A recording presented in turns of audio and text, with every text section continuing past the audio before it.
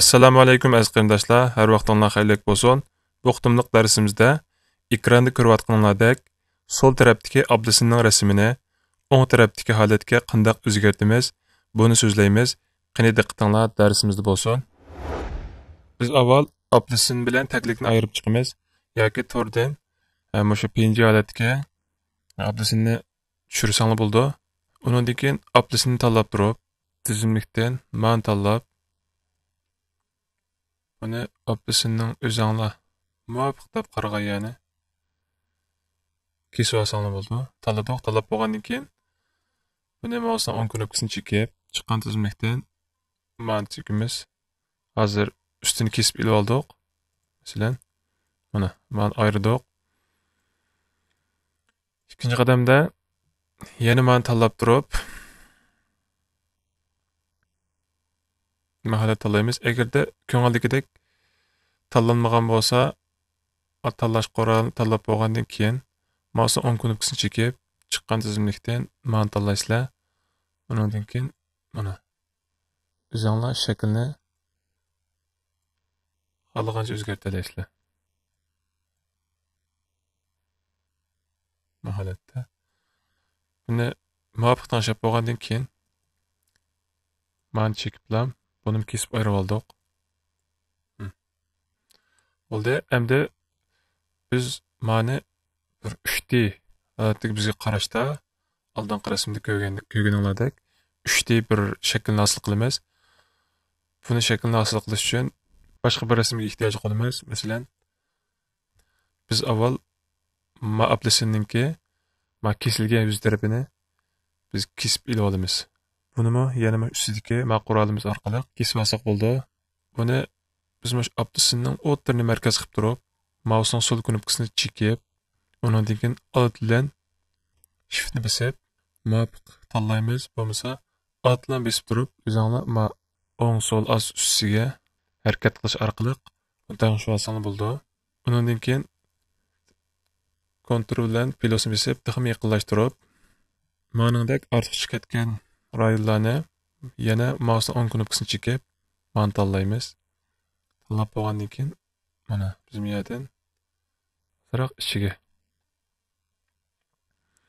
Maning bulung tarafi bilan sirtiga chiqibdi. Buni ayrim akrish uchun kontrolni bosib olib, knopka taqsidan undan keyin mousening shakli oqqa o'zgargandan keyin o'zingni muvofiq ichiga kirgizib olsangiz bo'ldi. Mana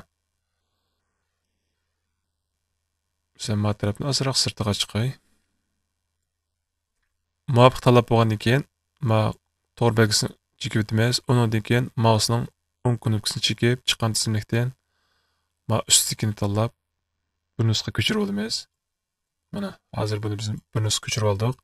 Hamda kontrol shini bosib tanlab olsak bo'ldi. Bo'lmasa, o'sha mousening sol knopkasini chekib turib, yondagi markazga tashlasak bo'ldi.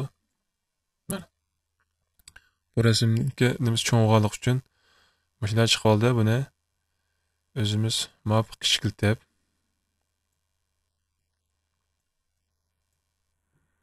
to'g'ri belgisini qo'yib yotdik.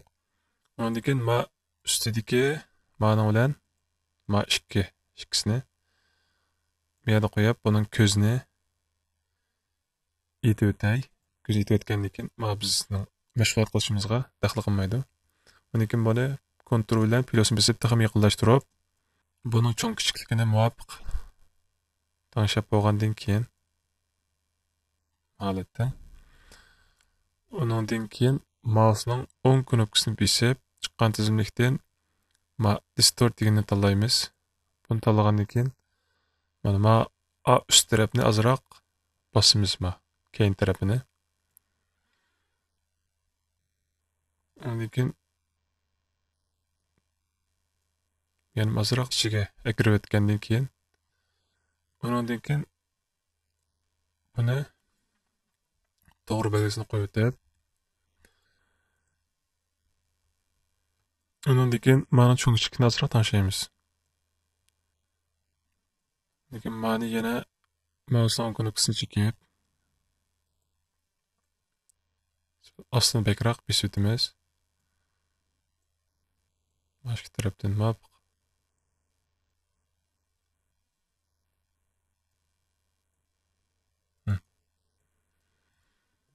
Bundan keyin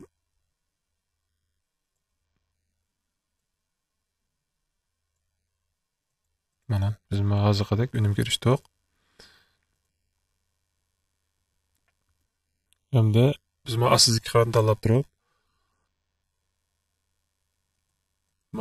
o'chirish qurolidan foydalanib, yana hozir o'chiramiz. Artıq chiqib qo'ygan. Bo'ldi. Hamda biz ustki qavatga o'zgartirish kirgizuli. Buni kirgizishdan avval mana ko'zni ichib o'tamiz.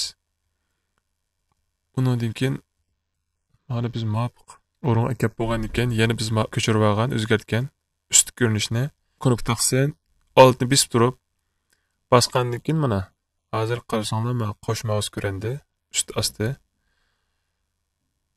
Shu knopkasini altni besib qapamay turib, mosh rasmni mousening sol knopkasini chekiblam, mana ustiga kelamiz.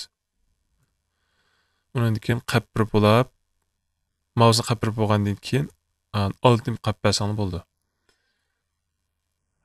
Undan keyin biz maniki yo'lni o'zgartirdik, o'ng sol tarafini. O'xshash olib qolmasin.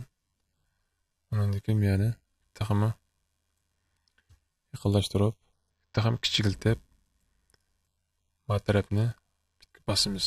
Chunki bu qiyapash kesilgan.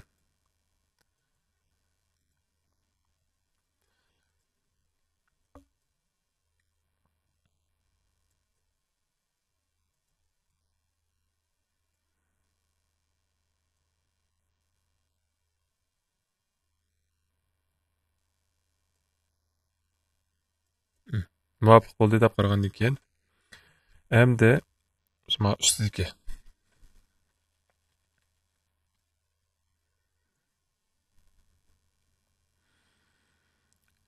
biz ikkisini bir guruhlab oldi. Ma'no bilan ustidagi ustidikisini ikkisini biriga eklab mana ikkisi bir buni guruhlash uchun Ctrl G ko'rib taqsin mana. Asta o'ttir qavatni qilsak ikkisi shu. Bu ikkisini tanlab turib, yana Ctrl G ni bossak, bu ikkisi menga keldi.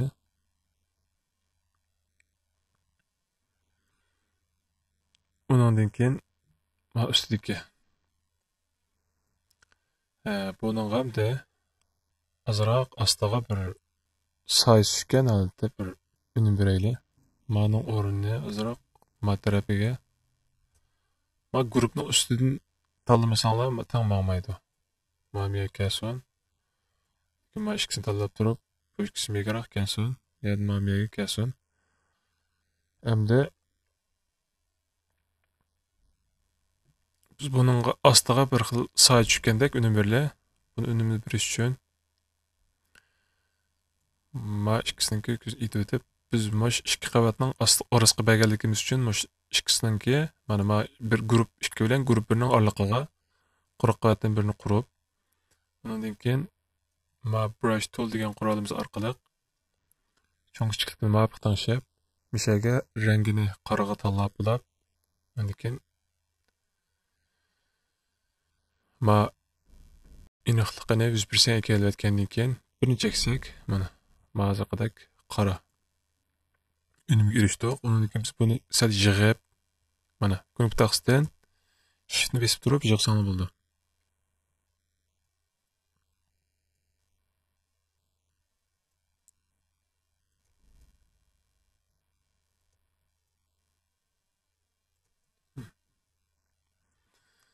Muvofiq tanlab bo'lgandan keyin to'g'ri belgisini qo'yib o'tib, yana filtrning ichidan blur, blurning ichidan Gaussian blur.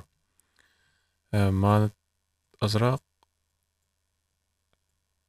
gunus holatiga kelmas. Undan keyin buniki aniqligini taxmin tugatsak,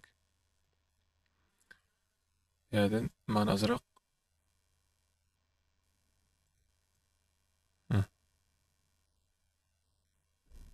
holatda qilsak mana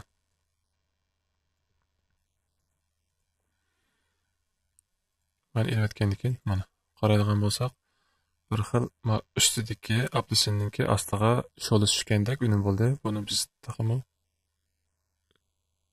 suzuklikni to'latib o'tdik.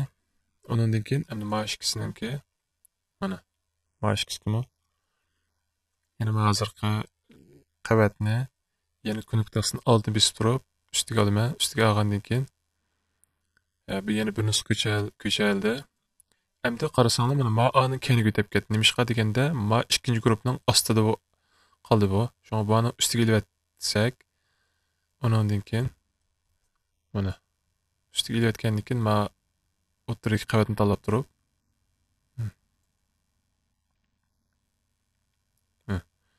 menga ekaldoq endi maniki yo'linish nazroq maholat to'g'rilsak mana endi bir xil ma isilib qolgandek ostiga bir soyasi tushgandek bir unim hosildi endi biz buni yana tikka soyasini birla yana bunga o'xshash mani ko'chirsak bo'ldi mana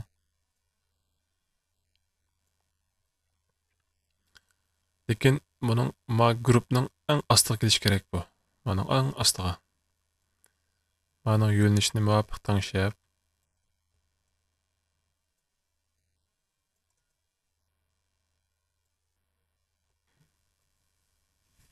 ma holatda endi biz ma taglikning rangini o'zgartirib buni